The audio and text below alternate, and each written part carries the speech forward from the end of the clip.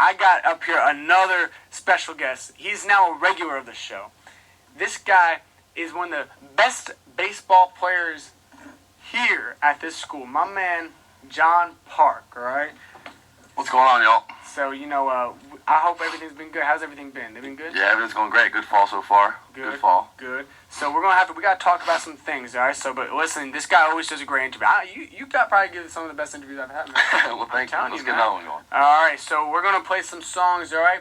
And eventually I'm going to have to play some Halloween music. Cause, you got to. It's coming up. I have to. Halloween. I have to. But before that, I think I'm going to have to play a little Uzi Vert, all right? Keep listening. This is the No BS Show.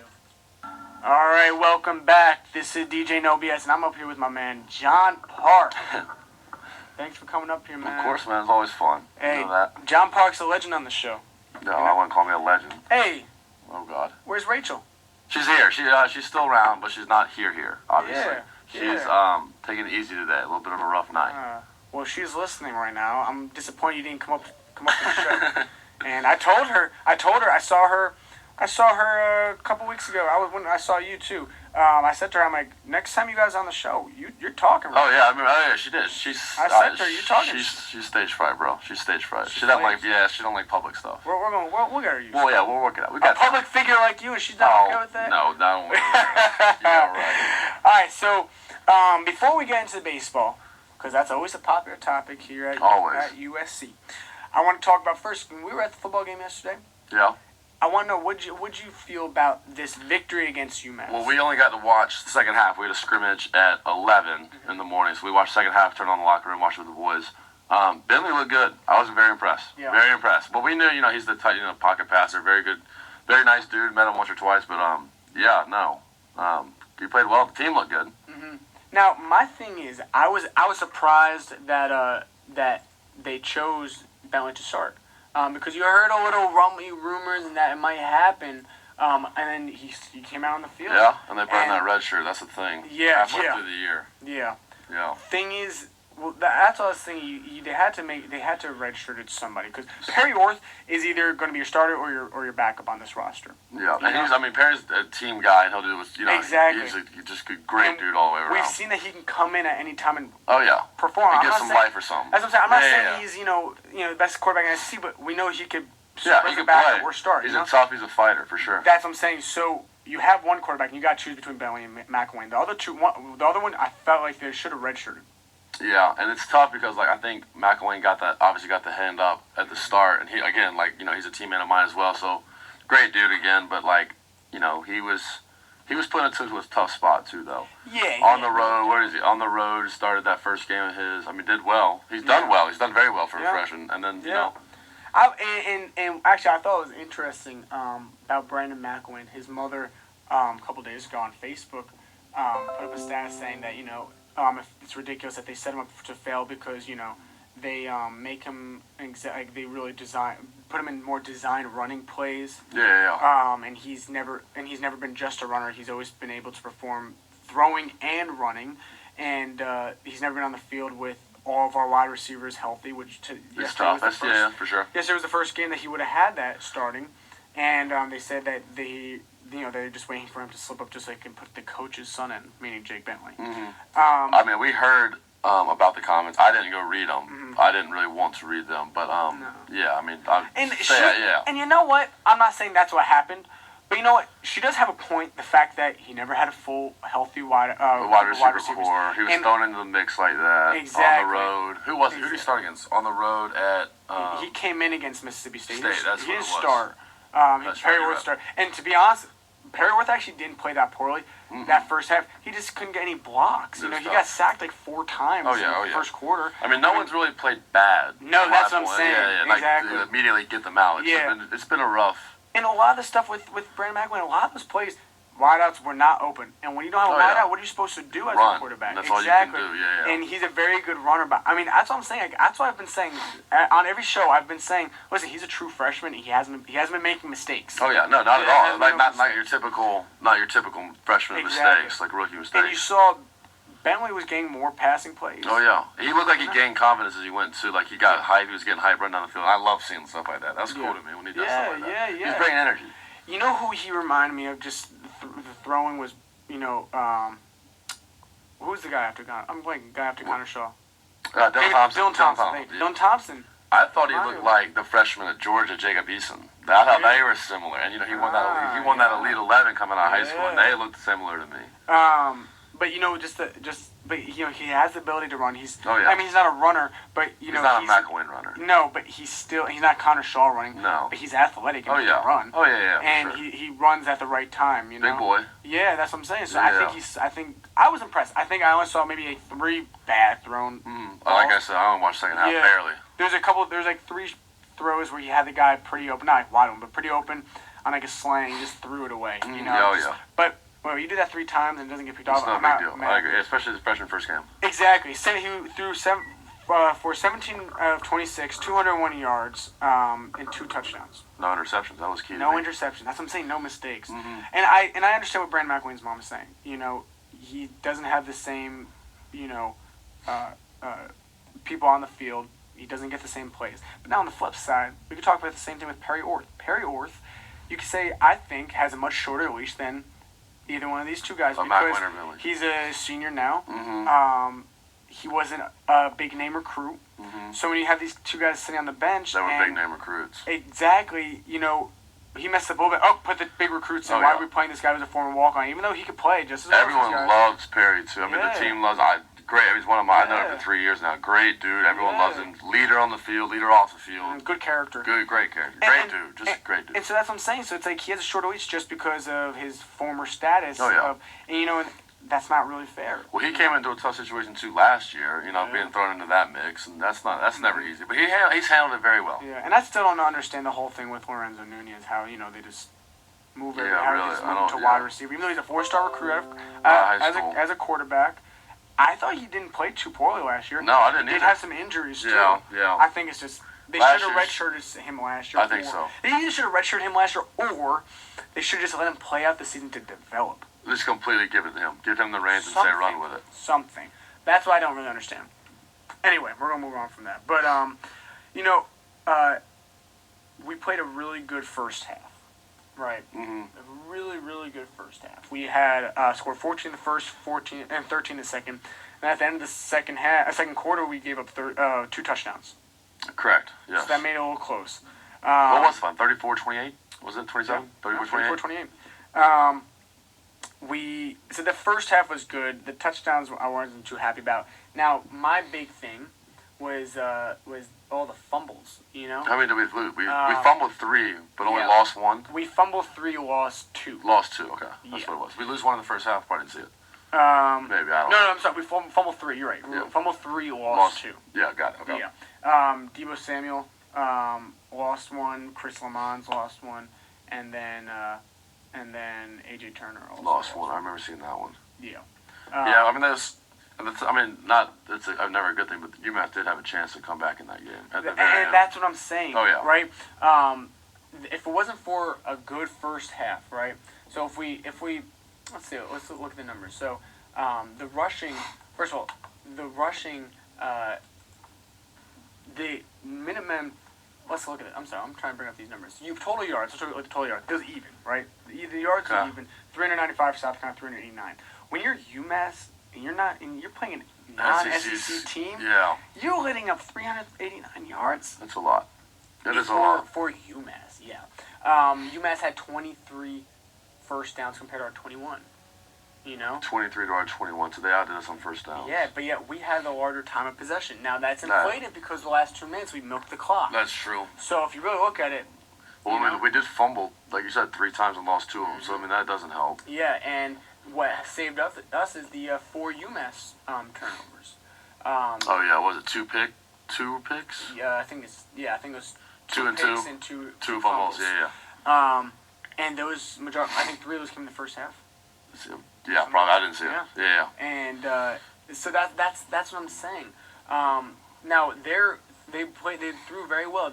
They threw for 247 yards. Yeah, their quarterback impressed me. Yeah, I mean now he's a big dude. Yeah, he was a big dude, and he was calm. Oh yeah, So very get scared. collective. I mean, on the road. Considering he doesn't play down Williams-Brice every day. Oh, I know. Well, yeah, especially on the road. That's what I'm saying. But he was only 20 for 42, but he had 3 touchdowns. Oh yeah, no, and he was a pocket kind of guy. Executed in the red zone. Oh that was the marquee thing. For sure. They took it twice. I think they scored when we fumbled. Once or twice, they took advantage of the turnovers. Exactly. On our part. And Adam Brenneman had 94 yards receiving. Wow. But the big problem is what I've been complaining about for the last couple weeks. Marquise Young rushed for 123 yards. Now, he did have 28 carries, which is a lot.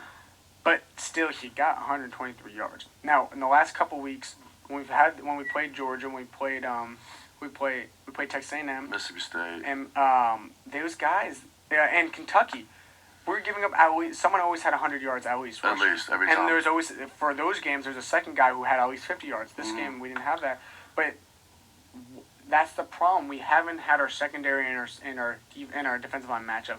We had a good secondary this year. Oh yeah, very strong. But bad front line, and now you are missing Sky Moore. That's the big key. But yet big you kicker. still have T.J. Holloman, who's good. Yeah. He should be stepping up. My also big thing, I didn't see John Wallen on the field a lot yesterday. Or at least his name wasn't called. A former starter. Yeah. John Wallen, this guy's been playing every year. He's a senior. Senior, so 3 years now. Yeah. 3 full years. And that's what I'm saying, he's good. And when you have Sky Moore out, he brings leadership, experience. Sky's a big man. Sky's so good. Yeah, and he's really good with the pass. So good, yeah. It's tough when I'm not having him there. Yeah, I think I said this a lot last year, and I'm going to say it again this year. With those 3 guys, Holloman, Walton, and Sky Moore, even Bryce and Allen Williams. Oh yeah. Best group of linebackers. I think it's probably in the league. Yeah, that's what I'm saying. Easily in the SEC. 4 for 4. I'll match up with anyone with those guys. That's what I'm saying. Yeah. I don't think anyone can say that they definitely have a better group. Not as a whole. Offensively, let's look at South Carolina. We had rushing we had 194 yards. That's good. Rushing. Yeah. Yeah, that's impressive. And that was. We ran the ball a decent amount yesterday too. Yeah, 44 attempts. Yeah. That's the thing. That's a lot. That's a lot. But I was impressed. I was really impressed with Rico Dowell. 87 yards, 16 carries. Yep. And then David Williams looked pretty strong. Strong, as usual. 9 yards. I was hoping this would be David Williams' breakout year, though. Yeah. Has he battled injury? Not really. No. He is good. He's very good. He's strong, but also our offensive line hasn't looked too impressive. I think the tough part, too, though, I think splitting time is tough between running back. You never really see, Alabama's guys like Derrick Henry, obviously. You never split time with anyone. But, I think that's kind of tough on people. Yeah, I mean, you don't ever play a full game. But Correct. You don't get in that little rhythm or something. Where was A.J. Turner last night? I don't know if he had an injury. I don't know either. But A.J. Turner, he's the future running back. Oh, yeah. He's good. This guy, he's a redshirt freshman. I mean, he's had so many big games so far this year. Kid can run. And he was, I believe, a 4-star recruit. He was getting recruited by Alabama. 4. I don't think he was a 5-star, but 4. But we also have a 5-star running back coming in next year. We do. So it's going to be interesting to see because David Williams is a junior. Oh, yeah. And I think Rico Dowell is a junior as well. I think he is, too. And let's give Muschamp the credit for doing this all the recruiting on the side note. But now this is my thing with recruiting, right? And correct me if I'm wrong, because you see this on baseball. You could be the best recruit. And Muschamp gets great recruits everywhere he goes. Mm-hmm. But if you can't use them, then you're not a good coach. It's tough because, watching someone in high school is going to be obviously completely different than watching them on the field. Yeah. You could go to different parts of the country. I can tell you, football, or let's go baseball-wise. Baseball-wise, the best baseball in the country is usually South Carolina, Georgia, Florida. So if you go recruit a kid, let's say in Wisconsin, it's gonna who just dominates some high school up there and hits 30 home runs. That doesn't happen down here. Yeah. So I mean, it's kind of tough for coaches to go out there and recruit these kids and then expect them to do those kind of things in SEC ball. Yeah. It just doesn't happen. I mean, it's tough. But that's the thing because in the last 4 or 5 years, we've always been a top 25 recruiting team, if not top 15. I think we've been averaged over the last 5 years to be 21st. Yeah. You get in Michigan. Look at Michigan State. They're never in the top 25, but they're always top ranked. Except for this year. Besides this year, they've always been a top ranked team. So the fact, all right. So I don't know. There's got to be balance. You as a coach, you got to be able to utilize your players to the max. Mm-hmm. But yet the players also got to max out their performance. Mm-hmm. So whose fault is it if these guys are underperforming? right now, I don't think it's anyone's. Because, it takes a while to get a feel for your guys. So, it's his first year, obviously. And then coming in, it's just, I feel like it's tough for him right now to get a full feel. But I think he'll have a better feel of his recruits when they start coming in. You know what I mean? Like, he's still under Spurrier's recruits right now. Yeah, he recruits to his style. So, exactly. So, I think he started getting a little feel around the edges. That's kind of the way, again, speaking baseball, but that's kind of the way it is in baseball. Yeah. Different recruits go with different players. Let's just put it that way. Yeah. That makes sense. And a lot of things, projectability. And baseball and football, projectability is huge. So if a guy doesn't pan out, you took a risk, but it didn't pay off. Yeah. But the thing is, the beauty of football is that you get, 85 scholarships? I think it's 85 scholarships for 85 players. So... Or 85 scholarships for 100, what is it? Yeah, you got something like that. 95, 100 Yeah, players. whatever it is. So you have a few walk-ons. Because of that, if you miss on some of them, you should still be able to succeed. Just do something, I don't know. How many does football travel? Do they travel all 85? No, I don't know. I think they travel 56? 65? 56 or Might be 65? 56, yeah. Something like that. Yeah, but it's not the full 85. Yeah, no, okay. That's way too much. But still, I don't know. I'm waiting to see. And the thing is, our team is at so many different places. Like I said, our secondary is good. Mm-hmm. Defensive line's not. And it was the opposite for the last 2 years. Oh, yeah. Even though we couldn't sack them Really, the last last 3 or 4 years. Our freshman year... Clowney on the line. Chaz Sutton, yeah, Laurels. And then you had Sky Moore as a freshman, but he stepped up. Oh, yeah. He was so But then you had Vic Hampton back there. Yeah. Forgetting somebody else. We got spoiled our freshman year, which was the 2013-2014 year. We were spoiled that year. Another year ranked number 4 in the country. Oh, yeah. What we had, 11-2? 11-2? 11-2. Lost that Tennessee. Yeah, it was big. In that Georgia game, and I'm still convinced if Ellie Fry did not miss that extra point, which killed the momentum, we could have won it. We were out in so much momentum.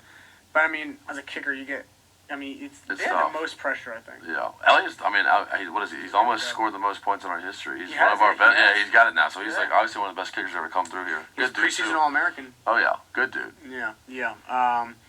I don't know. Last night, yesterday, afternoon, when he bobbled the extra point. The extra point, he just tried running and then he just threw that. Yeah. What can you do at that point? You know what I mean? At that point, you're scrambling for your life. When you got 11 guys coming at you. Oh, yeah, you're done. You just got to start scrambling. I would have kneeled. just slid. Yeah. But now receiving, Debo Samuel had a big game. 106 yards, 8 receptions. Bryan Edwards, 42 yards. And that's what McElwain's mother was saying. McElwain never had both those guys on the field at the same time. Because they were both hurt. Yeah, at some time they were always hurt or didn't play the full game. And you see Jake Bentley come in, he gets both of them. He throws for over 200 yards, gets a win. But look at competition. That's my mind. I'm not dissing Bentley, but Yeah, and it is a weak competition. You're 100% right.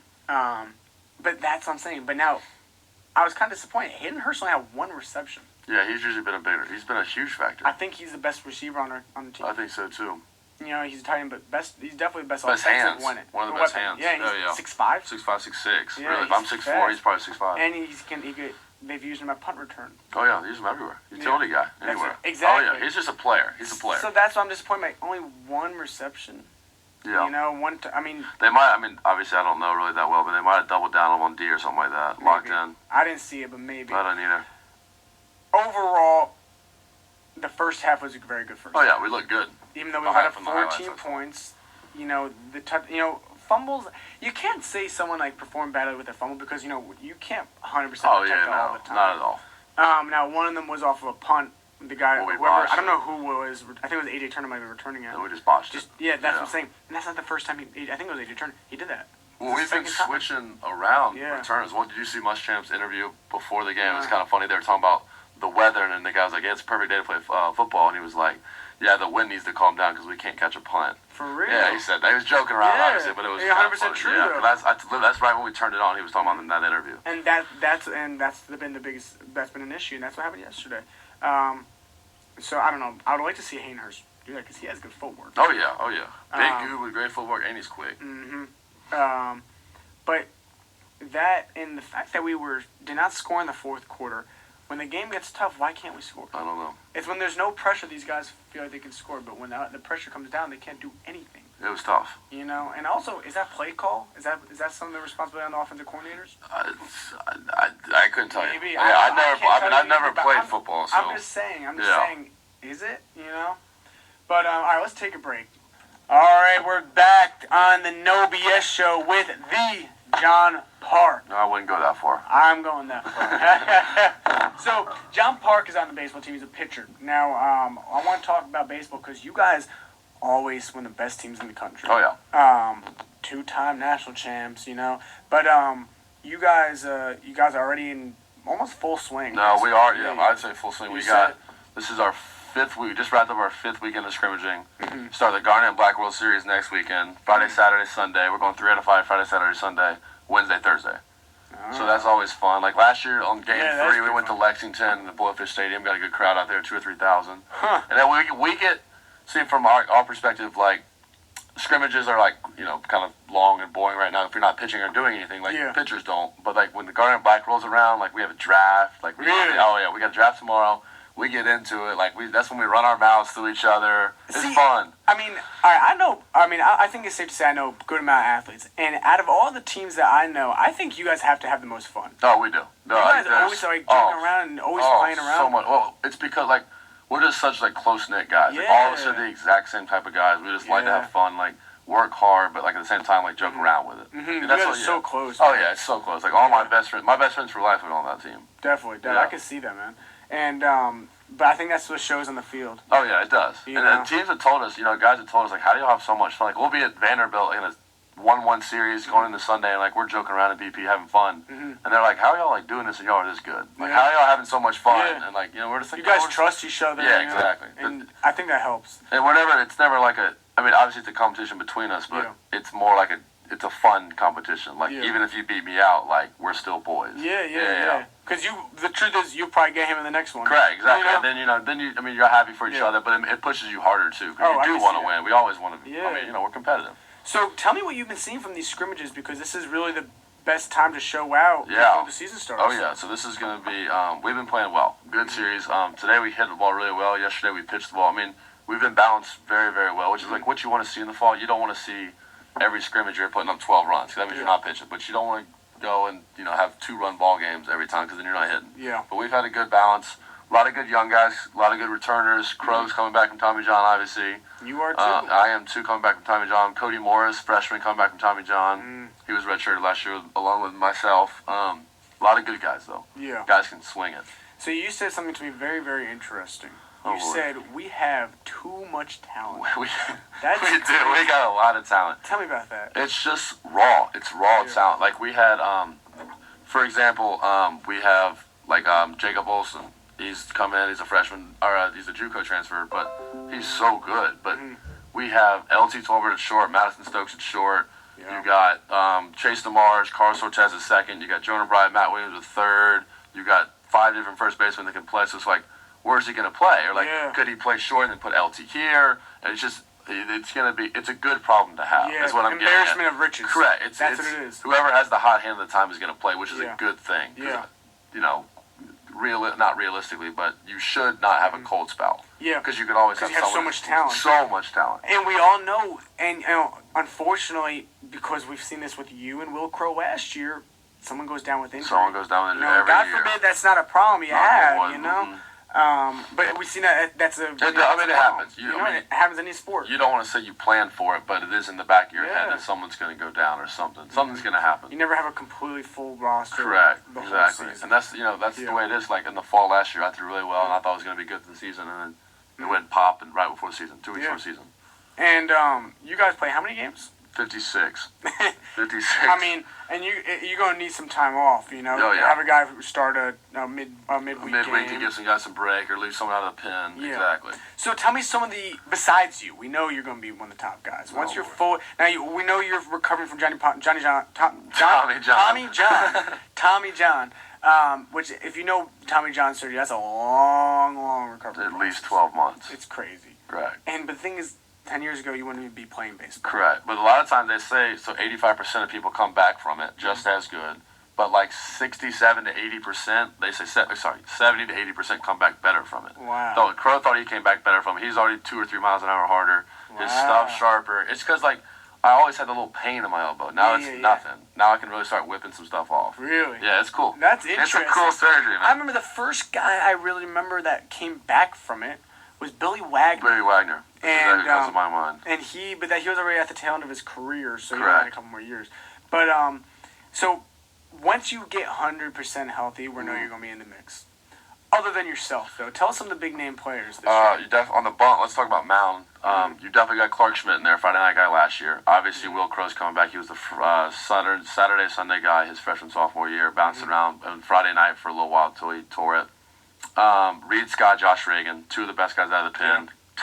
They're my best friends and my roommates. Two of the best guys in the league out of the pen. Tyler Johnson, Mr. 98 mile-an-hour fastball, closer status. He competed. He played with Team USA. Played with Team USA this summer. Yeah. Took it to fall off, just throwing some long toss and just kind of stay in shape, but he's not throwing live. Obviously, he's one of the best closers, if not the best closer in the country. Wow. Yeah, and then, like I said, a lot of freshmen. Adam Hill's coming back, obviously Sunday starter last year. Cody Morris, TJ, a bunch of the guys. Colby Lee, Sawyer Bridges, two freshmen, throwing well this fall. Graham Lawson, JUCO guy, doing well. A lot of arms. A lot of arms. You're giving me some real talent. These guys are starters, and a lot of other schools. These guys are really weekend starters.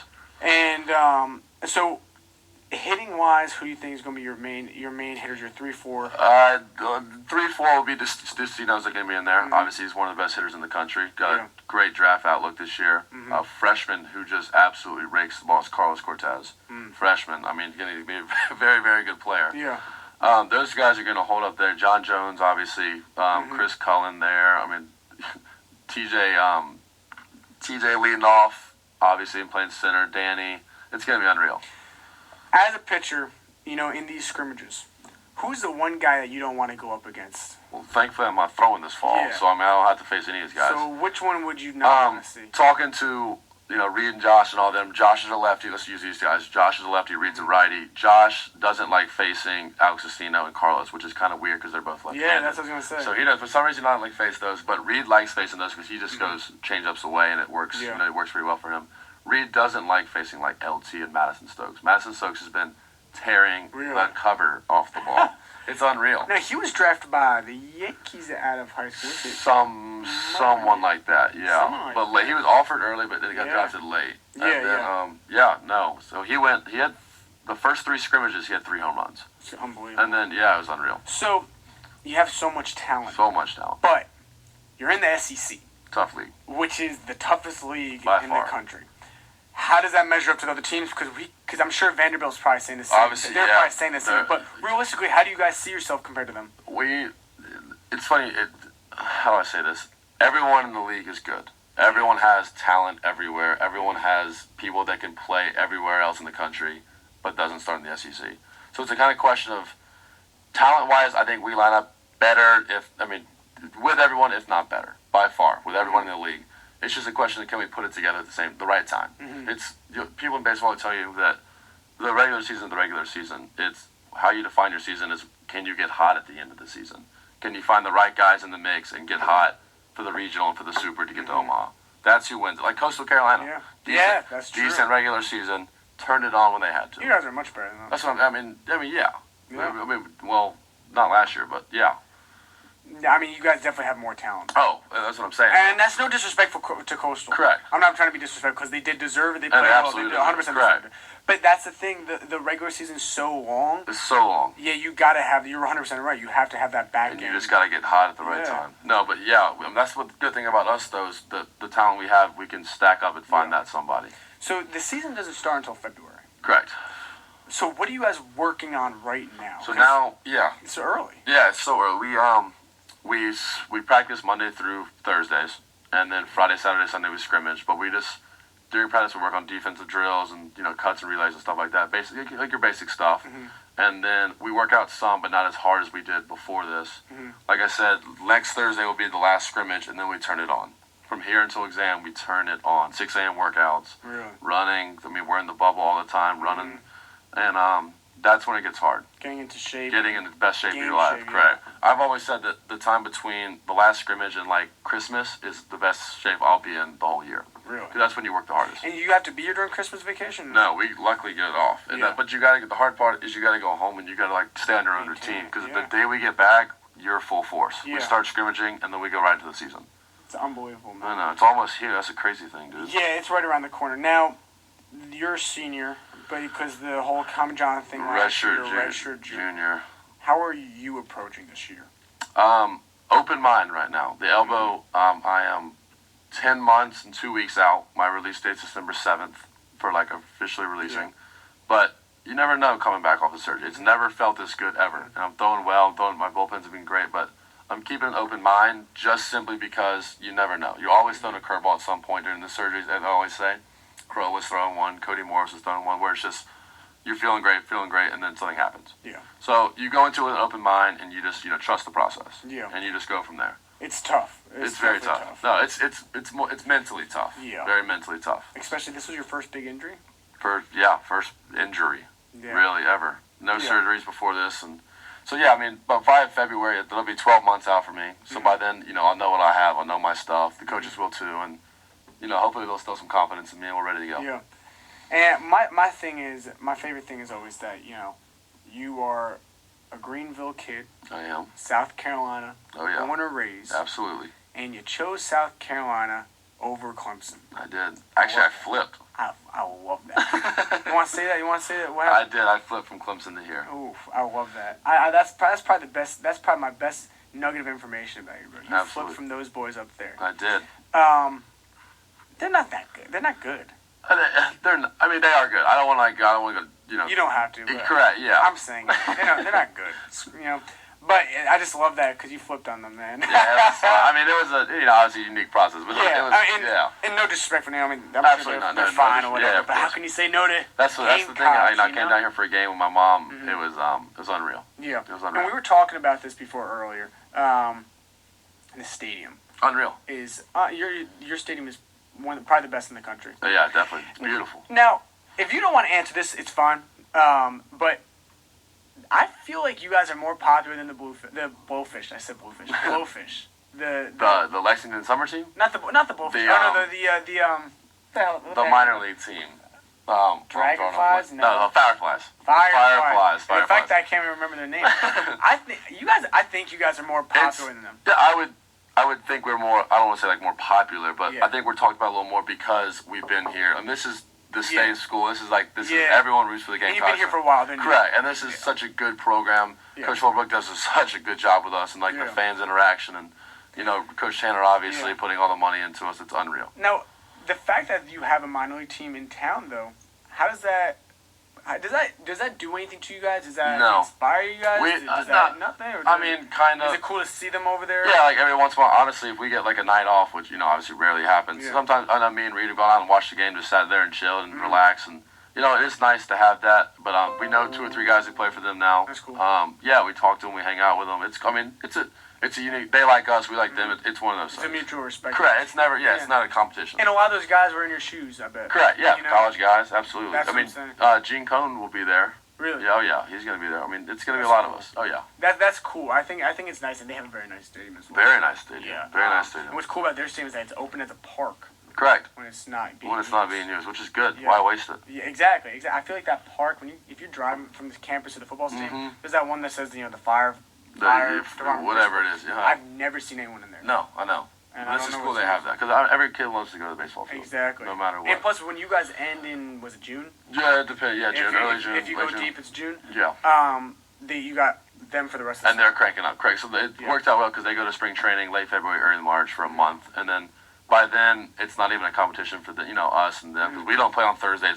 Big nights for them on Thursdays. Our big nights are Fridays. Friday night games, whatever. So it's never like an overlapping question or balance. I don't think we lose attendance. I don't think they lose attendance. Now, this is gonna be a hard question. Uh-oh. If you guys played them, who would win? 3-game series. Would you say you win?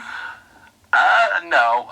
Maybe. Yeah, because we have a lot of guys who are gonna play professional baseball. A lot of them on this team, and I don't want to say yes, I don't want to say no, but it'd be a good series. Yeah, I think it would be a very, very good series. Yeah. We'll be more mature than them because I think they got a lot of guys out of high school who were 21 years old like we are, but maybe didn't go to college. You know what I mean? So it'd be a different. Yeah, correct. That's interesting you bring that up. It'd be a good be a fun series. I'd love to do it. I mean, obviously we'll never do it, but it'd be a fun thing. That's what I'm saying. It would be cool. I think that'd be a cool thing maybe before the season start. Correct. You know, so you really can't put too much weight on it because you guys aren't in full swing. Correct. But part of me wants to say it's like if you went and played Alabama versus the Browns would still, murder Alabama just because they're all professional. But it's different because the minor league. Correct. But a lot of those guys didn't go to college. Correct. They just went out of high school and they're, a bunch of them. It could have been a path that a lot of you guys chose. Correct. A bunch of us have the opportunity to go like that. Yeah. A bunch of us on this team. That's an interesting thing. All right, it's getting late, and I know you got a place to be. Unfortunately, we gotta wrap this up. But I'm gonna play a couple songs and we're gonna sign off. All right. So hey, John Parke. This guy's gonna be killing it in the spring, and you got to come back up, man. Oh yeah, anytime. You know that.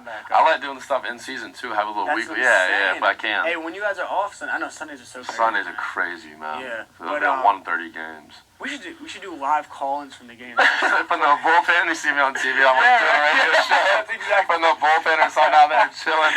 That would be so cool. Oh, hold on, I'm getting called to the mound. Hold on, I'll call right back. Cool. That would be so cool. All right, so I'm gonna play a couple songs and we're gonna get out of here. All right, so keep listening. This is John Parke, and this is your boy DJ No BS. John, I gotta thank you for coming up on the show. Of course. Get healthy, man. Yes, sir. Need to have you back on the show. Yes, sir. All right. Keep listening. This is WUSC.